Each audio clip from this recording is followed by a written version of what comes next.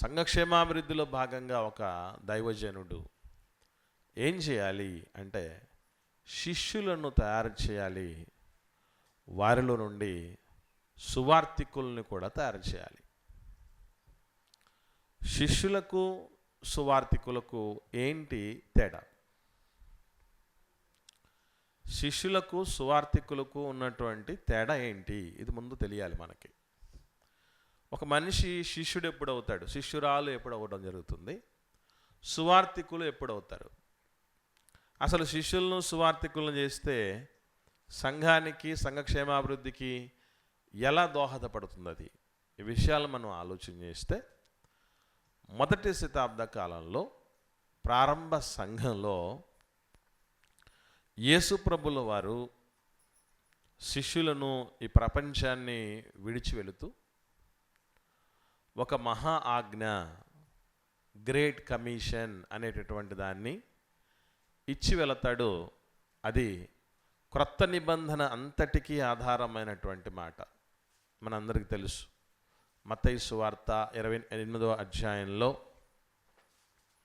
18, 19, 20 వచనాలను మనం చూడగలిగితే అక్కడ చాలా స్పష్టమైనటువంటి విషయాలు ఇక్కడ ఉన్నాయి. యేసు ప్రభుల వారు మాట్లాడుతూ చెప్తున్న మాట ఏమని? అయితే యేసు వారి యొద్దకు వచ్చి, పరలోకమందును భూమి మీదను నాకు సర్వాధికారము ఇవ్వబడి ఉన్నది, కాబట్టి మీరు వెళ్ళి సమస్త జనులను శిష్యులనుగా చేయండి. సమస్త జనులను శిష్యులుగా చేయండి.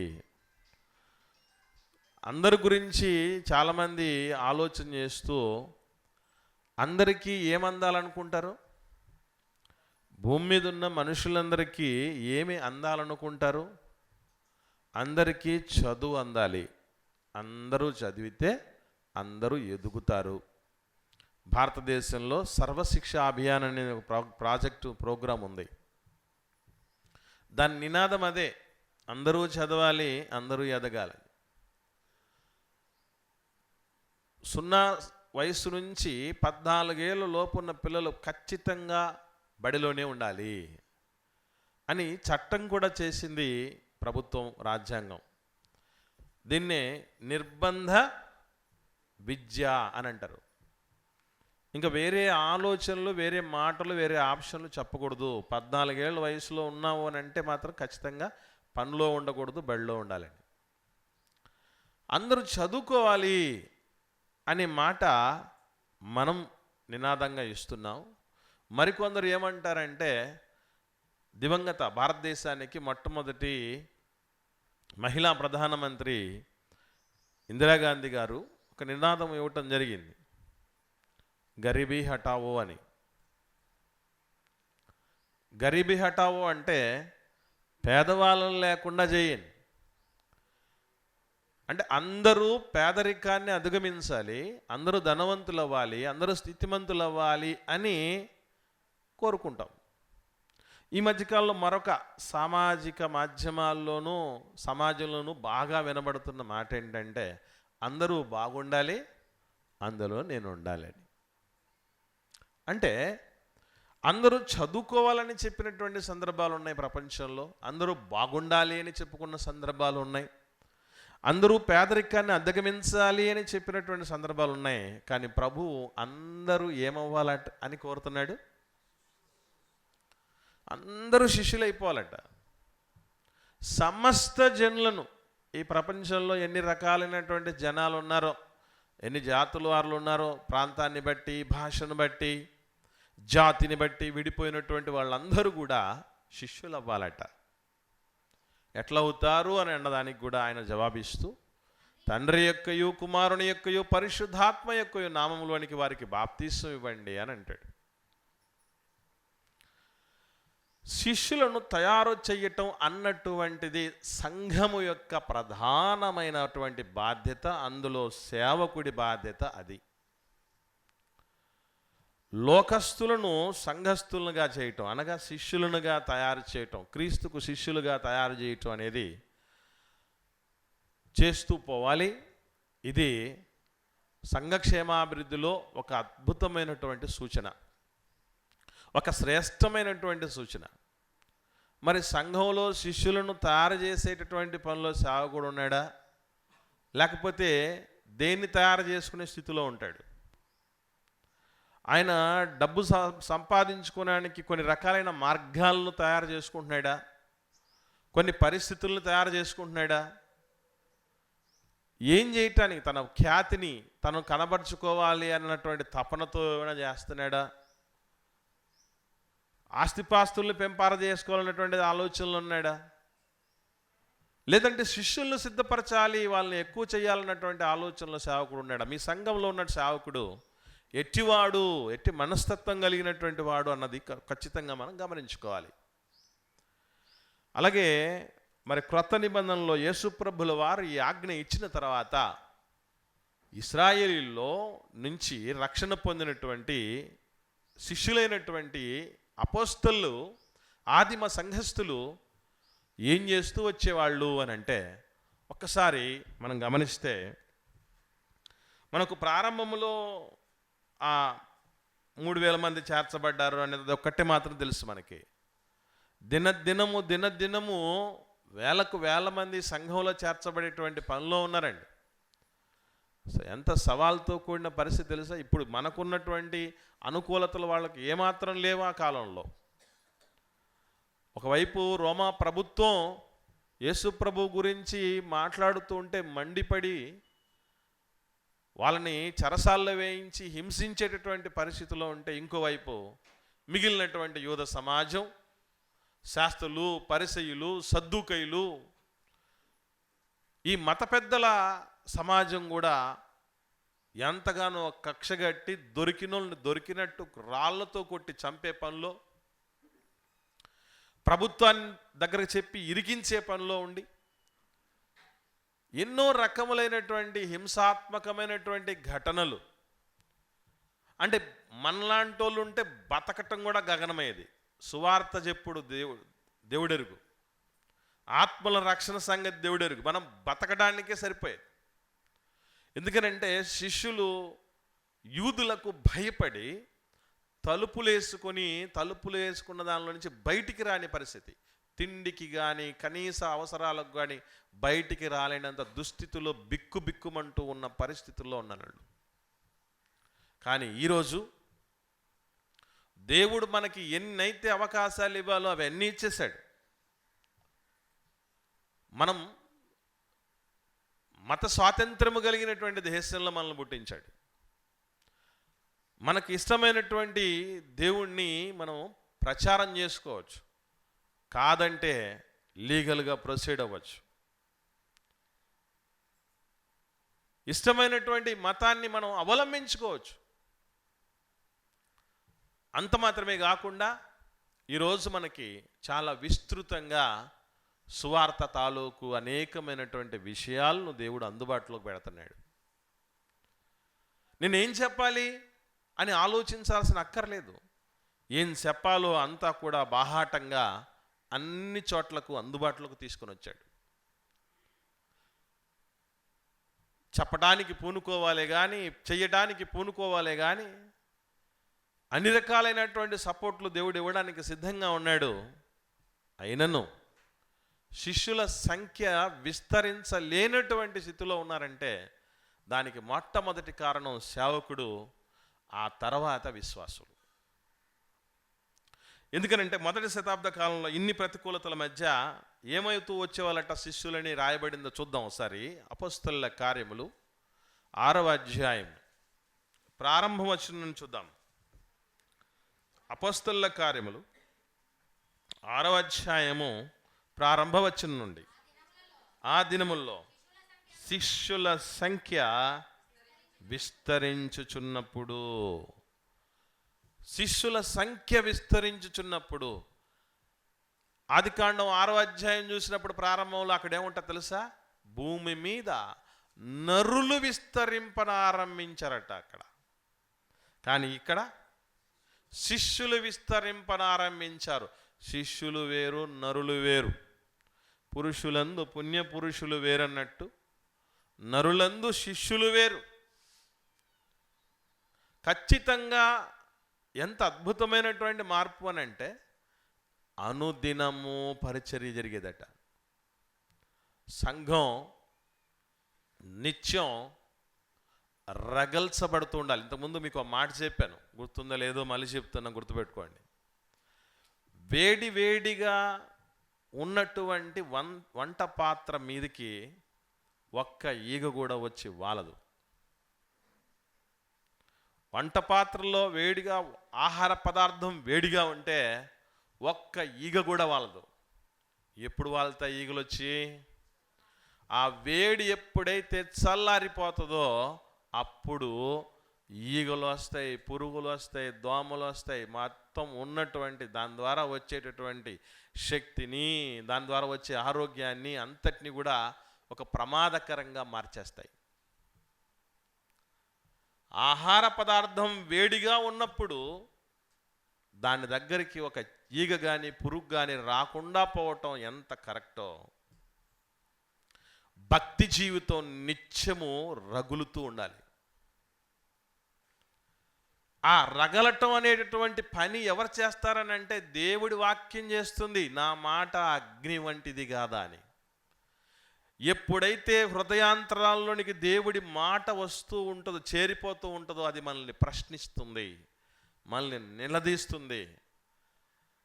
నీ దేవుడు, నీ తండ్రి కోరినదేమిటి, దీనికోసం ఆయన నీకు చేసినదేంటి, నువ్వు చేస్తున్నదేంటి అనేది నిత్యము అది ప్రశ్నిస్తూ ఉంటుంది. అందుకే సఖ్యమైతే సాధ్యమైనంత మేర సంఘముగా కూడుట మానరాదు అని చెప్పాడు దేవుడు. రగల్చబడినటువంటి స్థితిలో ఉంటేనే మన మీదికి ఏ శత్రు దాడి జరగదు. చాలామంది చెప్తూ ఉంటారు, ఏం చేద్దాం బ్రదర్, ఇంట్లో శోధనలు ఎక్కువైపోయాయి, ఆర్థిక ఇబ్బందులు ఎక్కువైపోయాయి, పనిచేస్తున్న చోట ప్రెజర్లు ఎక్కువైపోయాయి, ఆరోగ్య సమస్యలు ఎక్కువైపోయాయి. ఎందుకు రావు మరి? ఆ రగిలే జ్వాల నీలో ఉంటే ఇవన్నీ కన్నబడవు తెలుసా, పటాపంచలైపోతాయి. నేను ఎందుకు రోజు దేవుడి మాటలకు అందుబాటులో ఉండాలని ఆలోచన చేస్తానంటే రండి, ముందు నేను ఆరిపోకూడదు. రగిలిచ్చేవాడిని ఆరిపోయాను అనుకోండి, ఇంకేముంది? మనం ఆరాధన వర్తమానంలో విన్నాం, ఎప్పుడైనా కానీ కొడితే కుంభస్థలం కొట్టాలంటారు చూసారా. శత్రువులో చిన్నవాళ్ళని కాదు కొట్టాల్సింది, మెయిన్ వాడిని కొట్టాలి. మీరు గమనిస్తే గొల్యాతును కొట్టేసిన తర్వాత గొల్యాతు దగ్గర ఉన్నటువంటి బెటాలియన్ అంతా ఏమైపోయింది తెలుసా?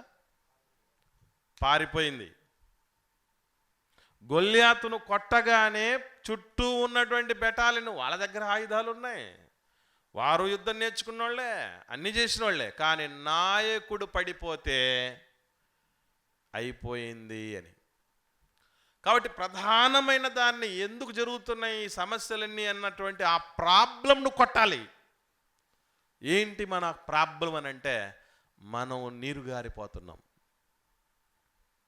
ఆ రగిలే జ్వాలలతో నిండినటువంటి వాళ్ళు భగభగ మండేటటువంటి నిప్పు కణికల్లాగా పరిచయం చేశారు మొదటి శతాబ్దంలో క్రైస్తవులు. దేవుని పిల్లలు, అపోస్తలు అట్లా రగిలిపోయారు నిత్యం. ఈ రగిలేటటువంటి దాంట్లో అప్పుడప్పుడు చెప్తూ ఉంటారు, సూర్యునికి ఎదురుగా వెళ్తే నిమిషం కూడా చూడలేరని. ఎందుకంటే దానికి ఉన్న పవర్ అది. దాని దరిదాపుల్లోకి రావాలని చూస్తే మసి అయిపోతారట, బూడిదైపోతారు. నీకు నాకు ఎందుకు లేదు అట్లాగా? నేను ఒక వీడియో పంపించాను గ్రూప్లో, చూసారా?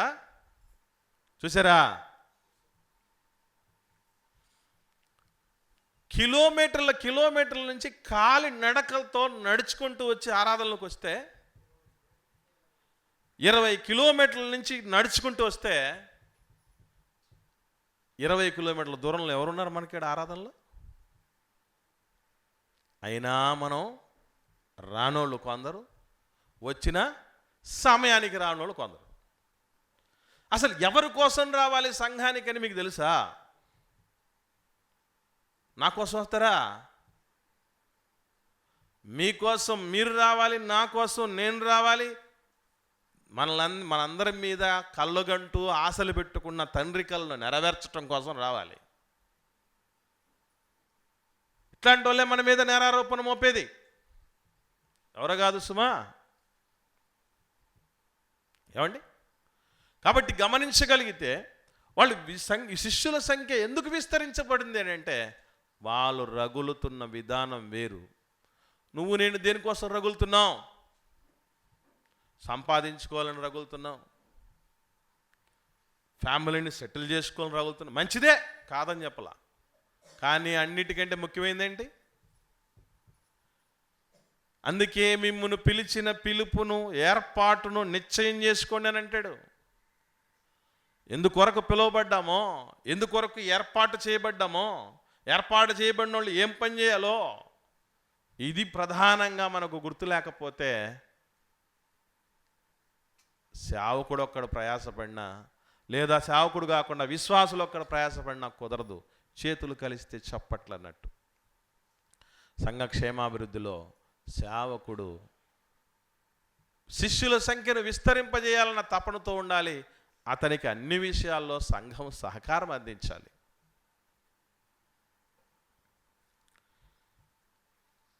ఇది శిష్యుల విషయం. ఇక ఈ తర్వాత శిష్యులు కాస్త ఏమవ్వాలి తెలుసా? విశ్వాసులు శిష్యులు అంటే, విశ్వాసులు కాస్త ఏమైపోవాలంటే సువార్థికులుగా మారాలి. సువార్థికులుగా మారాలి. మన ఇంట్లో పుట్టి పెరిగిన బిడ్డలను చూసి ఎదుగుతూ అలా ఎదుగుతూ పోతే ఎంత సంబరపడతామండి మనం, ఎంత సంబరపడతాం.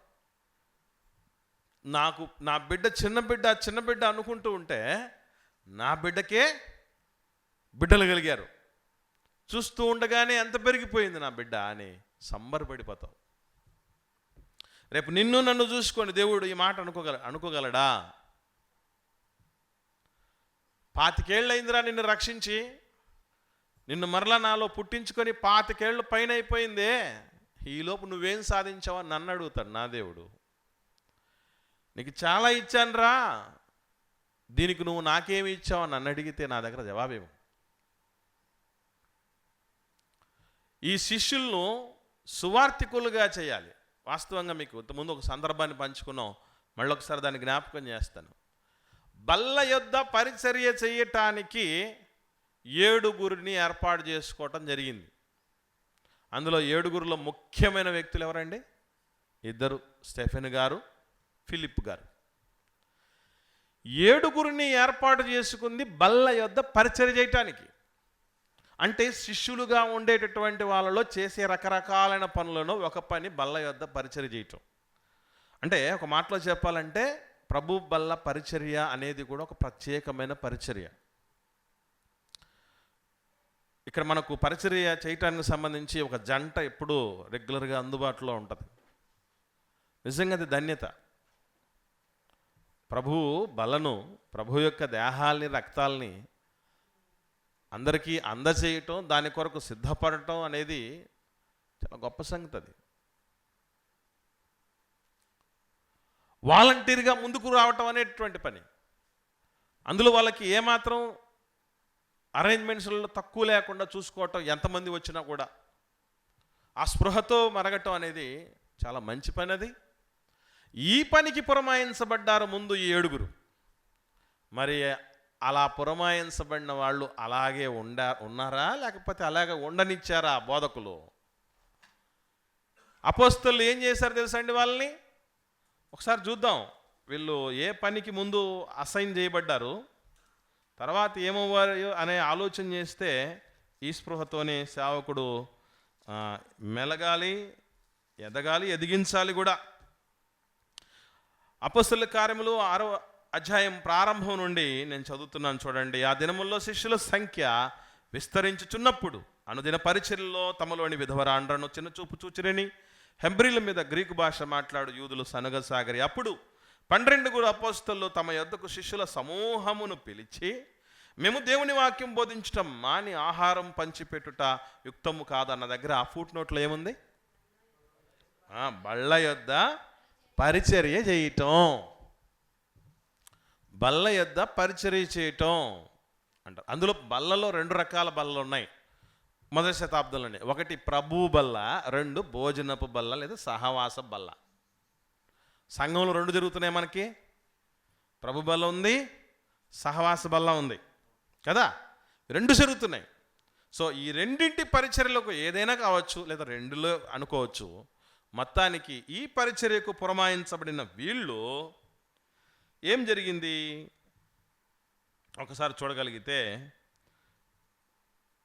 6వ వచనం నుండి, వారిని అపోస్తలు ఎదుట నిలబెట్టి వీరు ప్రార్థన చేసి వారి మీద చేతులుంచిరి. దేవుని వాక్యము ప్రబలమై శిష్యుల సంఖ్య యెరూషలేములో బహుగా విస్తరించెను. మరియు యాజకులలో అనేకులు విశ్వాసమునకు లోబడిరి. వెంటనే 8వ వచనంలోకి వస్తే ఏముంది? స్టెఫను కృపతోనూ బలముతోనూ నిండిన వాడై ప్రజల మధ్య మహత్కార్యాలు గొప్ప సూచక్రియలు చేస్తూ ఉండారు. అంతేనా? 10వ వచనంకి వస్తే, మాటలాడుట యందు అతడు అగపరిచిన జ్ఞానమును అతన్ని ప్రేరేపించిన ఆత్మయు వారు ఎదిరింపలేకపోయారు. ఈ పనికి ఎందుకు వచ్చాడు? ముందు ఏ డ్యూటీలోకి ఆయన పెట్టబడ్డాడండి? బల్ల యొద్ద పరిచర్య చేసే పనిలో. మనం ఎట్లా ఉంటామంటే ఇచ్చిన పనే చేయం. ఒక బాధ్యత అనేది ఇస్తే సంఘంలో దాన్నే చేయం, కానీ ఇంకా తర్వాత ప్రమోషన్కా నెక్స్ట్ స్టెప్కు దేవుడు కూడా కొంచెంలో నమ్మకం ఉన్నావు కాబట్టి దేవుడు ఏమంటాడు? అనేకమైన వాటి మీద నేను నియమిస్తాను అంటాడు. కాబట్టి ముందు ఇచ్చిన పనినే చేయలేని పరిస్థితుల్లో మనం ఉంటున్నాం. ఎట్లా వస్తుంది సంఘ క్షేమాభివృద్ధి? ఊరికి జరిగిపోద్ది ఏంటి? ఎవరి పనిలో వాళ్ళు ఉండిపోతే జరిగిపోద్ది సంఘ క్షేమాభివృద్ధి? జరగదు ప్రియులారా. నీ పనిలో నీవు ఉంటే నీ క్షేమాభివృద్ధి జరుగుతుంది. నీ కుటుంబం పనిలో నువ్వు ఉంటే నీ కుటుంబం క్షేమాభివృద్ధి జరుగుతుంది. నా కుటుంబం పనిలో నేను ఉంటే నా కుటుంబ క్షేమాభివృద్ధి జరుగుతుంది తప్ప సంఘం యొక్క పనిలో ఉంటే సంఘ క్షేమాభివృద్ధి ఉంటుంది. వీళ్ళు అలాగే ఉన్నారు. మనలాగే పెళ్ళిళ్ళు చేసుకున్నారు, మనలాగే పిల్లలు కన్నారు, మనలాగే బతికారు వాళ్ళు. ఇంకా చెప్పాలంటే ఇంకా దారుణమైనటువంటి స్థితిలో బతికారు వాళ్ళు. ఎన్నో సందర్భాల్లో తిండి దొరకని పరిస్థితులు, నీళ్లు దొరకని పరిస్థితులు, బట్టలు దొరకని పరిస్థితులు, కుటుంబంలో అందరితో గడపలేని పరిస్థితుల మధ్య కూడా ఉన్నారు. అయినను బహుగా విస్తరింపజేశారు సంఘాన్ని. సవాలుగా మనందరికీ నిలిచారు ఈరోజు. ఏమండి, వెంటనే మీరు చూస్తే ఆ బల్లల యొద్ద పరిచర్య చేసే స్టెఫెన్ గారు మహత్కార్యాలు చేసే పనిలోకి వచ్చాడు, సూచక్రియలు చేసే పనిలోకి వచ్చాడు, వాక్యం చెప్పే పనిలోకి వచ్చాడు. అంటే ఏమైపోయాడు? శిష్యుడు కాస్త ఏమయ్యాడు? సువార్తికుడయ్యాడు. ఎవరు ఈ విధంగా చేసింది? అపోస్తలు పురమాయించనిదే, అపోస్తలు ఎంకరేజ్ చేయండి అవుతారండి వాళ్ళు. నా తండ్రి నన్ను ప్రోత్సహిస్తే నేను ఈ స్థితిలో ఉంటాను, మీ తండ్రి మిమ్మల్ని ప్రోత్సహిస్తే ఈ స్థితిలో ఉంటారు. అది భౌతికమైన తండ్రి అయినా ఆత్మీయమైన తండ్రి అయినా. ప్రోత్సహించినా మనలో చలనం లేదనుకోండి, అప్పుడప్పుడు మీరు హాస్పిటల్కి మనిషిని తీసుకెళ్ళినప్పుడు షాక్ ట్రీట్మెంట్ ఇస్తారు, గుర్తుందా? షాక్ ట్రీట్మెంట్ అంటే ఐరన్ బాక్స్ లాగా ఒకటి పెట్టి, అది పెట్టినా స్పందించలేదు అనుకోండి, దాని అర్థం ఏంటి? పోయాడు అని. అది పెట్టినా స్పందన లేదంటే పోయారు అని అర్థం. అర్థమవుతుందా? సో మనలో ఎలాంటి స్థితికి రావాలని అంటే, బల్లల యొద్ద పరిచర్య చేసేటటువంటి వ్యక్తి చాలెద్దు, ఇక్కడ బల్ల ఇచ్చేస్తున్నాం చాలే అని అనుకోకూడదు. భోజన బల్ల, సహవాస బల్లలో మేము వడ్డిస్తున్నాంలే అని అనుకోకూడదు. సేవకుడిలో ఎంత తప్పునున్నా నీలో లేకపోతే ఏముంది? అర్థమవుతుందండి? ఒకవైపు నుంచే వస్తే చప్పటేం కాదు కదా, రెండు వైపుల నుంచి ఉండాలి. రాతిని రప్పాడిస్తేనే ఏమవుతుందట? అగ్ని పుడుతుంది. అందరికీ తెలిసింది. కాబట్టి ఇక్కడ సేవకులు, అపోస్తలు బాగా ఉన్నారు. అపోస్తలకు ఏమాత్రం తీసిపోకుండా ఎదిగిస్తూ ఉంటే ఎదిగే వాళ్ళు ఉన్నారు. ఒక చిన్న తీగకు ఒక అద్భుతమైన గుణం ఉంటుందండి. తీగలు చూస్తున్నాం కదా మనం, మల్లె తీగ, గుమ్మడి తీగ, ఇప్పుడు దోస తీగ, పుచ్చకాయ తీగలు, ఎన్ని తీగలు కొన్ని తెలుసు కదా మనకి. తీగలు కొన్న గుణం తెలుసు కదండి. ఏం చేస్తాయి? చిన్న ఆధారం, సన్న దారం కూడా పెట్టండి, అల్లుకుపోతాయి. పెద్ద ఆధారం పెట్టినా కూడా అల్లుకోలేని పరిస్థితిలో ఉన్నాం అనుకోండి, అది తీగ కాదు, అది తీగ కాదు, రోగం తీగది. తెగులు పట్టిన తీగది. ఆ స్థితి ఉండకూడదు.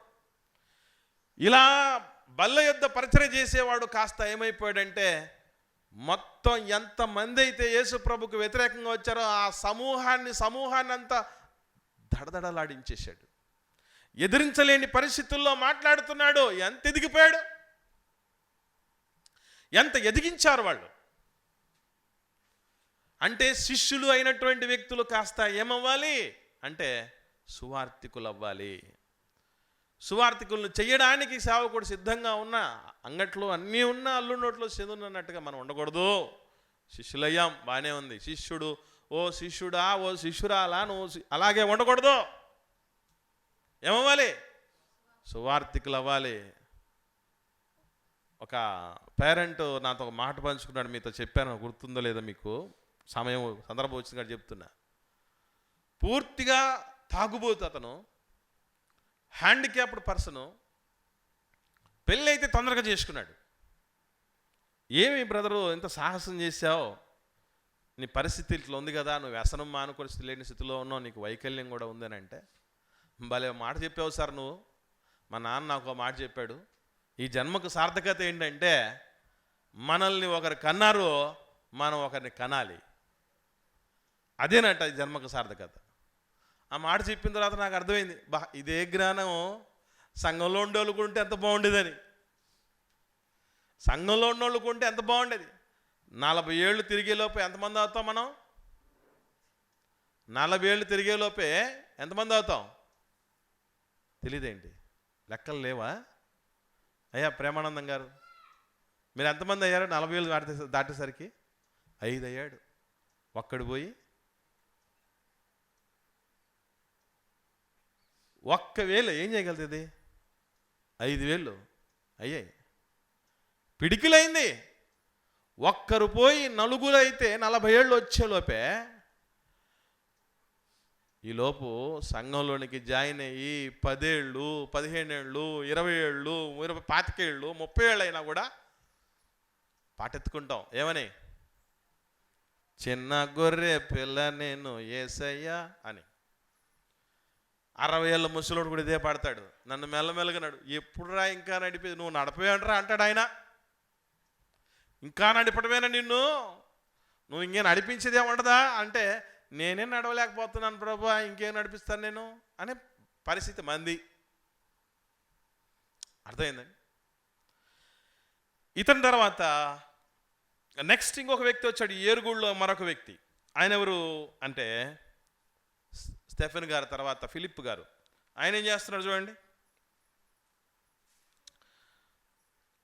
8వ అధ్యాయం 4వ వచనం. అపొస్తలుల కార్యములు 8వ అధ్యాయం 4వ వచనం. కాబట్టి చెదిరిపోయిన వారు సువార్త వాక్యం ప్రకటించు సంచారము చేసిరి. అప్పుడు ఫిలిప్పు సమరయ పట్టణముల వరకు వెళ్ళి క్రీస్తును వారికి ప్రకటించుండు. ఈయన కూడా బల్ల పనులుగా ఉండాల్సినోడు కదా, బల్ల యొద్ద పరిచర్య చేయాల్సినోడు కదా. ఏమయ్యాడో? కొంతమందిని గమనిస్తూ ఉంటాం, నాయనా ప్రార్థన చేయి అంటే, ప్రార్థన చేయంటే ఏమంటారు? రాదు. పాట పాడు, రాదు. నడిపించు, రాదు.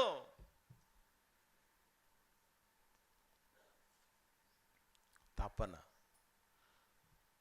విలియం కేరీ గారు తెలుసు కదా మీకు, 4 నెలలు భారతదేశానికి సముద్ర ప్రయాణంలో రావాల్సి వచ్చింది. వాళ్ళ దేశం నుండి ప్రయాణం 4 నెలలు. ఈ 4 నెలల్లో 16 భారతీయ భాషలు నేర్చుకున్నాడట. ఎందుకు? నా భాషలో, నా మాతృభాషలో మాట్లాడితే భారతీయులకు అర్థం కాదు కాబట్టి వాళ్ళ భాషలోనే సువార్తను వాళ్ళకి అందిస్తే బాగా రీచ్ అవుతుంది అని. ఇప్పుడు మనం మాతృభాషను లేకుండా చేస్తున్నారు, మాతృభాషలో విద్యా బోధన కనీసం ఎలిమెంటరీ అయిపోయేంత వరకు ఉండాలి. ఎందుకంటే దాంట్లో నేర్చుకుంటేనే మంచి పునాది పడుతుందని మనం చెప్తున్నాం కదా. అలా మాతృభాషలు 16 భాషల, మనకు ఉన్న భాషే మన భాషే మనకు రాదాయే, మన భాషే మనకు తెలియదాయే.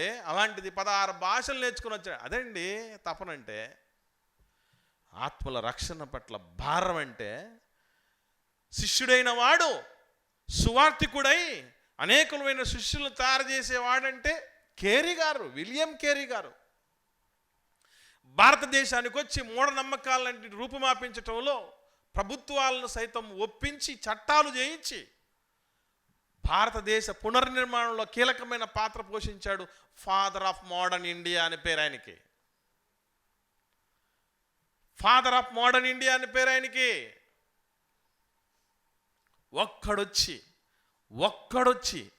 ఎంత పని చేస్తే పోతే, మనం సంఘంగా ఉన్నాం, ఒక గుంపుగా ఉన్నాం, ఎంత చేయాలి, ఎందుకు చేయలేకపోతున్నాం? ఆ తపనేది, ఆశేది, ఎంతకాలం ఉన్నాం ఇలాగే మనం అన్న తపనలో ఆశతో ఉంటే నిర్ణయాలు గట్టిగా తీసుకుంటావు. తీసుకున్న నిర్ణయాలకు అనుగుణంగా అడుగులేస్తావు.